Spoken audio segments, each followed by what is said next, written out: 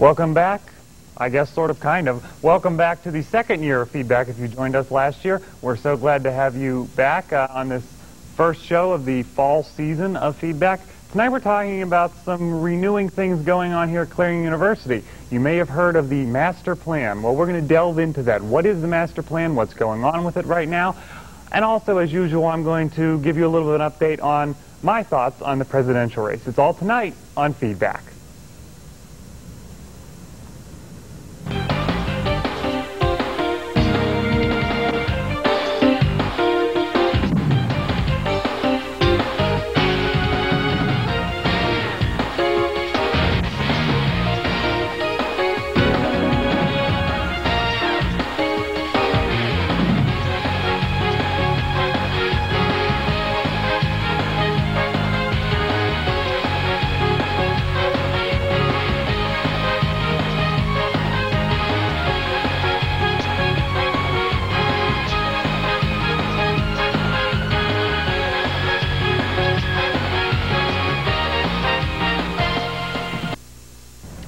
As I said, welcome back to year 2 here of Feedback. I'm Mark Despotakis, the host of Feedback. We air every Tuesday and Wednesday night at 7:30. We have a lot of interesting things lined up for you already for this year. Tonight we're going to be talking about what's going on here at Clarion University with renovations, the master plan, everything going on with that. Tomorrow night we're going to be talking Clarion University sports. We're going to talk about some community things coming up next week. The week after that, we're going to be speaking with a Tony Award-nominated actress, vocalist, singer. We'll tell you more about that in the weeks to come, but we have that special program lined up for you in a few weeks. But as is per my normal, if you've ever watched the show before, you know that I spend the first couple minutes just sort of telling you what I think of what's going on. This one I'm going to kind of do that, but maybe I'm just going to bring you updated on some things I've noticed over the summer. We've been gone for 3 months. I haven't been able to discuss these things with you. And what has been the biggest news, of course, the last 3 months, and what's getting even bigger news now, at least in my opinion, is the presidential race. And a lot of people haven't been paying attention to it. We're going to talk about it a lot on this program because you need to pay attention to it. It's very important, as are all elections. I remember discussing this with you back in April, talking about what was going on, the personality of the candidates. In the first week of May, I had an opportunity that I was very glad to accept. We received a press release here that George W. Bush would be in Pittsburgh. Well, guess what? We decided to go. I think we actually have some video of that you can see. I went down to the press conference along with one of our anchors, Cynthia Walker, and we were actually there for the press conference. We were playing with the big dogs, if you will. And it was very interesting to see. This was the press conference, as you may remember, where John McCain officially came out and endorsed George W. Bush. And I'd seen these people on TV, but this was a chance for me to actually see what they were like in person. I mean, obviously not really, because they're still kind of in that media spotlight, but I got to see what they are like, what their mannerisms are. And the one thing that you may be able to tell from the video, one thing that I really noticed was that George W. Bush was kind of distant from what was going on. I mean, he was there and paying attention. I'm sure he was fully aware of everything that was going on, but he comes across to me at least as kind of distant from what's going on, distant from the issues. And he also, this may be just something I may be nitpicking here, but I've heard other people say this, he always seems to have that smirk on his face, and that just makes me not want to trust him as much. But I go in with, looking at both candidates and seeing what I like and what I don't like. And at this point, I'm at the point of choosing the lesser of two evils, which is, talking to a lot of people, that's the exact words they've said to me. They've said, well, I don't like either of them, so I'm going to choose George W. Bush, or I'm going to choose Al Gore because it's the lesser of two evils. And this race has also, I've noted, been less and less about issues, which may be the media's fault, and more about character. So much has been going on about character. The media, of course, brings that to the forefront, but I also think that the candidates themselves have brought it to the forefront. If you look what happened a few weeks ago when George W. Bush was on stage with his running mate, Dick Cheney, and in a passing comment or so the campaign says, didn't realize the microphones were on, made a very, very derogatory comment about a reporter from the New York Times.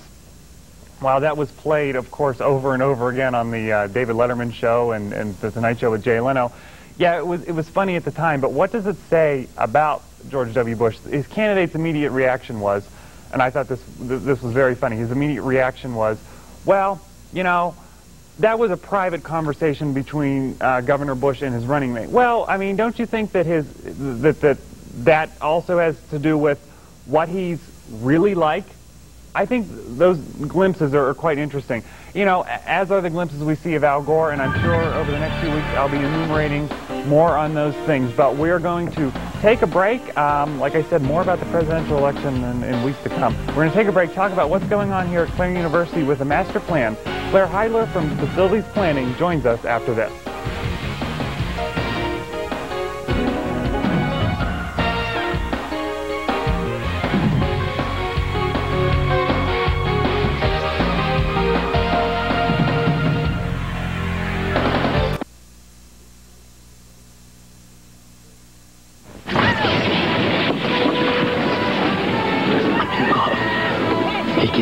Boyfriend wants to know if that girl will go out with him. Pass it down. Hey, Grandma, ask the girl on the end if she wants to go out with this loner. The young man wants to know if the girl over there is a donor. Somebody wants to know if you're an organ and tissue donor. Yes. Hey, me too. Are you a donor? Make sure your family knows your decision so there's no question later. It may not look like it, but you're watching the future of the earth pass by. Because many of these products are made from materials you've been recycling. But to keep recycling working, you need to buy products that say, made from recycled materials. For all those next in line, it would mean the world to them.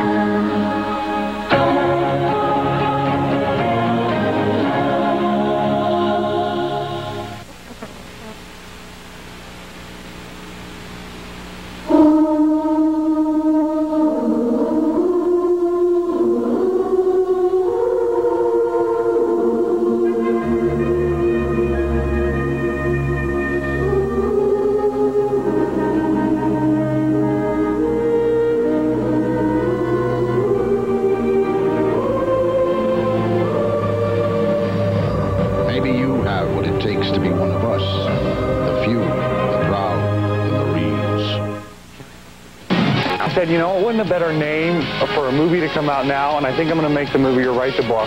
It would be a great book to have, and you can call to get her book. You can also find it online. Well, I have a feeling I'm going to be rather opinionated. People I know so. Let's ask them about scheduling. Why is it that students have such a problem here with? Tune into Feedback with Mark Despotakis every Tuesday and Wednesday night beginning at 7:30 p.m. We're totally out of time. No time to talk to you. We'll see you tomorrow.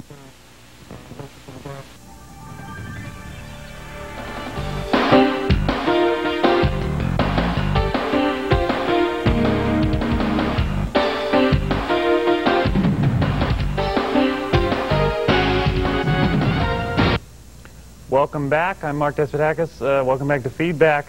If you've been on the Clarion University campus, if you're a student here, I'm sure you've realized there's always some type of construction going on, and you may be walking around now and saying, oh, we don't have anything going on. Well, just you wait. And the man here to deliver that news, Claire Heidler from Facilities Planning, thank you for joining us. One of the first things I was telling you that I ever heard when I came to Clarion was the master plan. There's so much talk about the master plan, and obviously it plays into all the construction and things that we do. Could you explain to us exactly, you know, what is the master plan? You know, not specifics, but what is the master plan for Clarion University? What does it detail?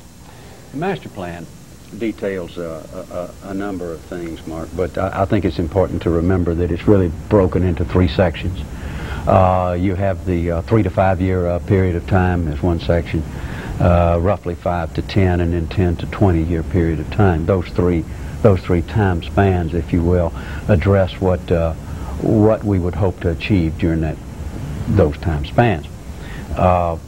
Really, since the master plan was published in late 1996, if we look at where we are now, it is a product of that immediate term portion of the master plan. Of course, the library construction triggered a lot of the other things that I think we've all seen going on. And In general, it takes us out to the 20-year point, but of course as you get into the 10 and 20-year segment of that plan, things become a little fuzzier, become a little vaguer, because it's impossible to predict the future and what the needs of the students in this university might be. Right. You sort of touched on it a little bit. Where exactly are we right now, you know, in the master plan? What is the current construction? What is the current building procedures that are going on now?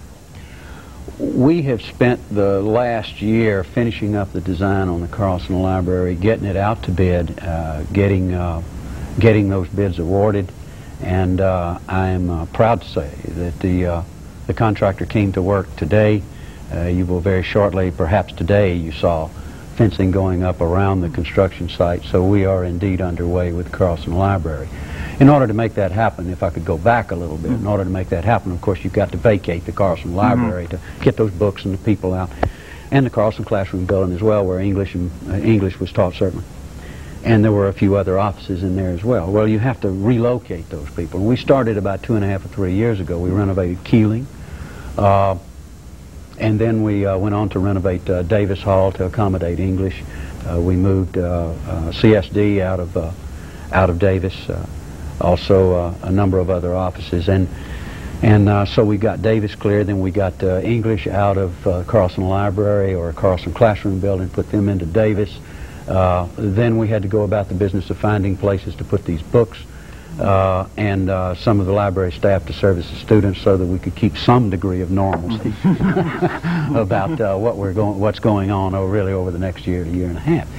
And so now we have managed to secure some spaces in what was the multipurpose room in Gimmel. That's where people can go to pick up their books now and receive the library services for the most part. And so we relocated them down there. It has really been a 2.5 to 3 year period of time where renovations had to take place with a lot of lead time in order to make this happen. Sure. And so I think we're there now. They started the Carlson Library project.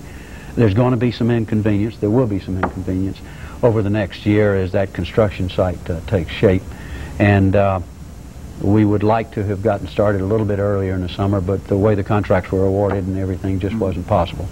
But bear with us. We'll, what you're looking at is some signs of progress. Sure. We'll get there. What actually are we going to see happening over there in the Carlson section of the campus? You know, is the building just going to be totally knocked down and new? Are you just renovating what's going on there? No, it's the project is composed of really two components. The first component is really three, if you want to look at it that way.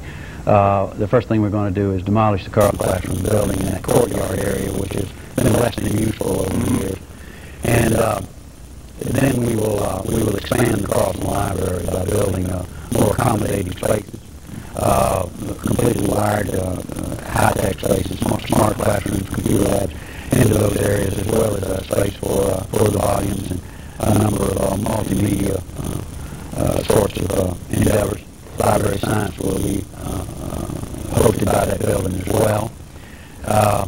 So we will take down the Carlson Classroom building and expand the building. So that's the second part, just the expansion. And then throughout the building we'll renovate the space, to some extent reconfigure them for a library of the 21st century.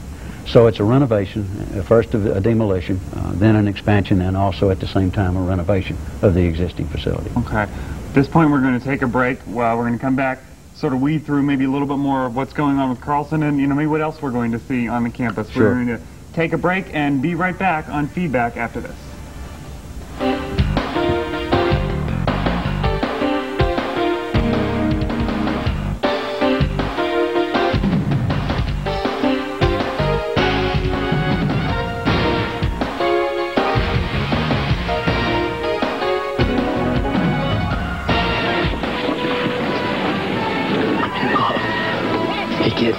Boyfriend wants to know if that girl will go out with him. Pass it down. Hey, Grandma, ask the girl on the end if she wants to go out with this loner. The young man wants to know if the girl over there is a donor. Somebody wants to know if you're an organ and tissue donor. Yes. Hey, me too. Are you a donor? Make sure your family knows your decision so there's no question later. Do you think you have the power to change the world? I can shape the future, one child at a time. I know I can make a difference in those children's lives, and I know I have. Who knows where my influence may stop? I teach. I teach. I teach. Yes, they're teachers, but to the kids they reach, they're heroes. I think I have the power to change the world. The influence is always there. Do you have the power to wake up young minds, to be someone's hero, to change someone's life? Reach for that power. Teach. If you want to make an impact on our future, call 1-800-45-TEACH. Want to change the world? I teach. I teach. I teach. Be a teacher. Be a hero. When other stations are showing their boring programming, only one station is bringing news coverage closer to home. Now a story you'll hear first on 5. Every Tuesday and Wednesday night at 8 p.m., join the area's news leader, TV5 News. Tune in for the latest in local, regional, state, and national news. Plus, with our newspaper exchange partner, the Clarion News, teaming up to bring news coverage closer to home every Tuesday and Wednesday night at 8 p.m.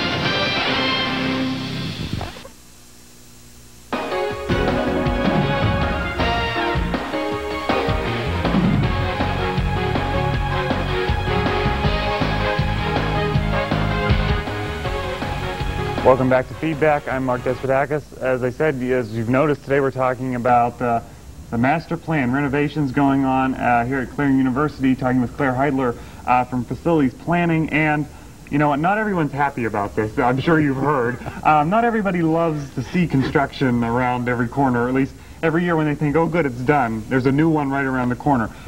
How do you respond to those critics? What do you say to them? You know, why is there always this construction? How do you respond to that? It is an interesting question, and I think it deserves some attention. If you take a look at the university's facilities and go back and look at its history, and without going into that detail, I think we can concisely put it that about 55 to 65% of this university's facilities were built 30 to 35 years ago. They came online. This, of course, was in response to the tremendous buildup of demographically of the people attending state universities about that period of time, in 65 through 70 or so. Any house, any structure will soon run out of steam, so to speak. Major repairs, major renovations, sometimes to the point of replacement, have to be considered about that 30 or 35 year point. It's one thing to look at replacing carpet and doing paint and maintenance and repair. It's quite another when the basic elements of the facility are worn out and can no longer be repaired because there's not that much left of them. Can't get the parts. Can't get. So we find ourselves in a position where 55 to 65% of this university is in a position where it either has to be repaired extensively or replaced over a very short period of time, just because 30 to 35 years ago it was put here. The Venango campus is 100%. 100% of the Venango campus was built, say, between 1968 and 1975. That's when most of those facilities came online or were built. So it's particularly troublesome there. So are there renovations going on there as well, yes, like indeed. we have here? So. Yes, indeed. We have done major renovations up there just this summer. So it's everywhere. Training hall. I was saying to you during the commercial that as I visit other campuses, you know, not only state school campuses, I was at IUP, they were doing it, and I've seen it at other, you know, universities around. So I guess that's a very good reason. So if you're a critic of this, you know, listen to that. Let's move on to something that was in the news, you know, I'd say in the spring of this year. Requirements that sprinklers have to be placed in dorms on campuses. Where are we in that? What needs to be done? Are we going to do it? Well, yes, but we're not going to go off half-cocked, so to speak. There's a certain amount of study that needs to be done. It has to be done within 5 years.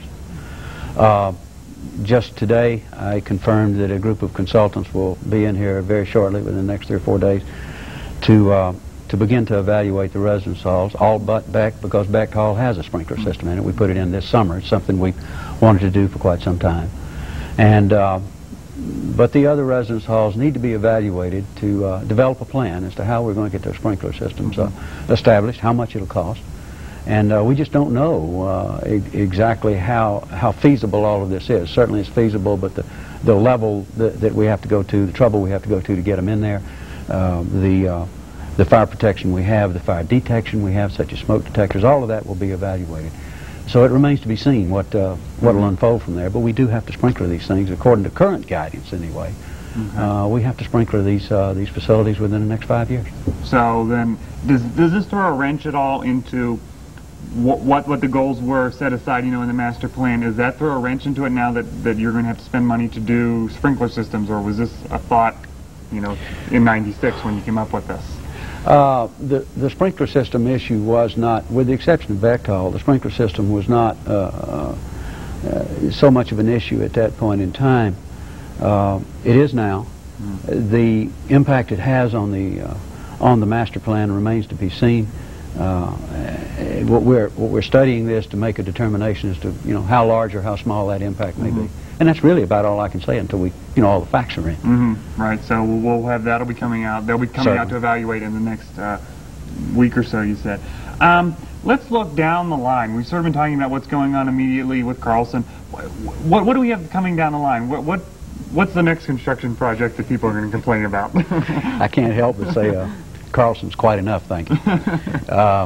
But within the next year, I think we're going to be focused on Carlson. You can only disrupt so many facilities, relocate so many people over a period of time without it really impacting the academic mission. I believe that our next big effort, if you will be a project that we at least have received legislative approval for, and now we have to seek funding, and that has to do with the replacement of Pierce Science Center. That's what we're looking at to get done next. I can remember 10 years ago the library was nothing more than a glimmer in someone's eye, not a word on paper about designs or anything like that. No one ever really believed that we would be able to do this, and yet we started construction on that today. I suspect Pierce Science Center will be the next big effort, and that's certainly downstream, and we have to secure some funding for Pierce Science Center. Very high on the university's priority. So they're looking into that, and no specifics, obviously. We've done a feasibility study in conjunction with the science departments and math department, science ed, and we've laid out some floor plans and some conceptual issues that we could take to a designer. All of this done in tandem with getting the legislative approval. So we think we're in pretty good shape to at least make an appeal for funding, or make a convincing and compelling appeal for funding, given the condition of Pierce and given how much we need an excellent science program here that can only be supported by a newer facility. Right. Okay. Well, let's look back now. We're looking forward. Some of the big things that people may remember. The rec center. How can you forget? I mean, everyone sees it up there. Harvey Hall just completed. Chandler Dining Hall completed last year. What's the university's thoughts on the success of each of those? Well, starting with the rec center, I've gotten a lot of positive feedback about the rec center. I think because it's such a much-needed facility, and of course our athletic facilities were restricted to Tippin pretty much until the rec center came along. There's a broader array and there's more floor space now. I've gotten a lot of positive feedback, particularly with regard to the mezzanine and the running track and all of that. A lot of positive feedback there. Founders Hall. Of course, we've been in Founders a little bit longer after the renovation, a little bit longer than Harvey, but a lot of positive feedback there. The facility is really serving its mission, and of course its furnishings and its interior was redone in the period in which it was built, and it's a real showpiece. And the students that I talk to who attend classes there seem to enjoy the facility as well. Yes, I've enjoyed Founders. Harvey remains to be seen. Okay, it does. All right, we're almost out of time. So you're happy with Harvey, though? I mean, it remains to be seen, though. Okay, what students think. What about Chandler? Is that university happy with that? I hear they are. Okay, and I think students are as well. So we had to cut that short, though. Claire Heidler from Facilities Planning, thank you for joining us. We'll let you go back and fend off the critics. Thank you for joining us. We'll be back on Feedback right after this.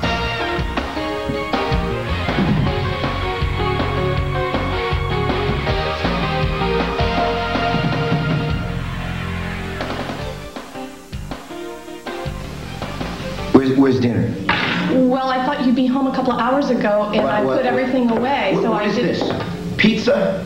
What, pizza? If you had just called me, I would have known what... Dinner ready is pizza. I didn't know you'd be so late. Let me ask you something. Is it too much to have dinner waiting when I go home? Please don't be so loud. Don't tell me what to do! You shut up! I thought you'd be home. I can get pizza at work! I'm sorry. I'll do something better. I'll put you something better. Let go of me! Get in the kitchen! No! Well, it hurts! Do you want to see what hurts? That's what hurts! That's what hurts! Now get up and clean up this mess! Shut up! I'll be quiet.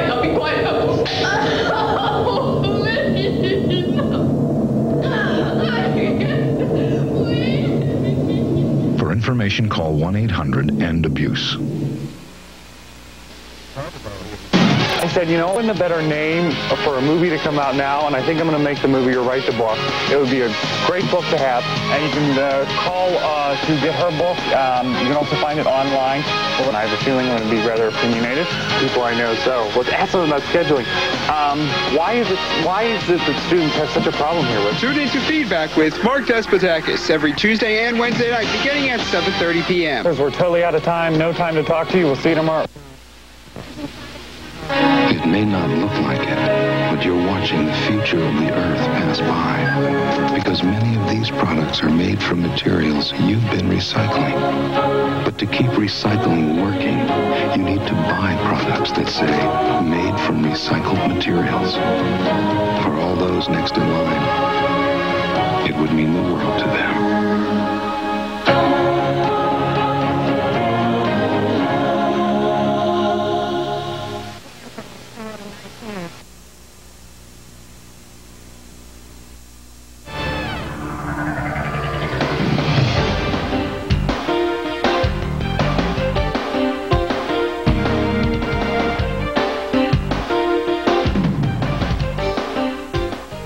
I want to say thanks to Claire Heidler from Facilities Planning for joining us. If you're on this campus, you know what's going on, and it was good to get some of these explanations here for you. Tomorrow night on Feedback, we're going to be talking sports here at Clarion University.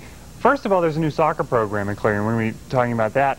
Also, there's a new softball coach. Both for the women's teams, there's a new women's soccer program, and the new softball coach will be joining us, which should be interesting to see what they have planned out for the year. So it's kind of a university week here on TV5 on Feedback. Next week, right now we're going to be, what we know of, we're going to be talking with the Clarion County Historical Society about old and new things at the university this week, and maybe some old and new things in the Clarion area next week. Then the week after, just to give you a little rundown if you want to mark your calendars, Borough Council will be that Tuesday, so we won't be on. We will not be on during weeks of Borough Council. But on Wednesday at 7:30, I was telling you earlier we're going to be speaking with a Tony Award-nominated actress. You may have heard of her. Her name is Ann Hampton Calloway. She is, in my opinion, one of America's greatest jazz vocalists that I certainly have ever heard. We'll be talking with her. We're going to be seeing actually some clips from her in her Swing is actually the theatrical production she is in New York City. We'll be seeing some clips from that, talking to her about that, so that should be exciting. A lot of things, you know, planned for down the road as well. So thank you for joining us here on our first show, and we'll hope you'll stay tuned and continue joining us every Tuesday and Wednesday night at 7:30. TV5 News is next at 8 o'clock, and it is also on tomorrow night at 8 o'clock. Thank you for joining us. We will see you tomorrow night.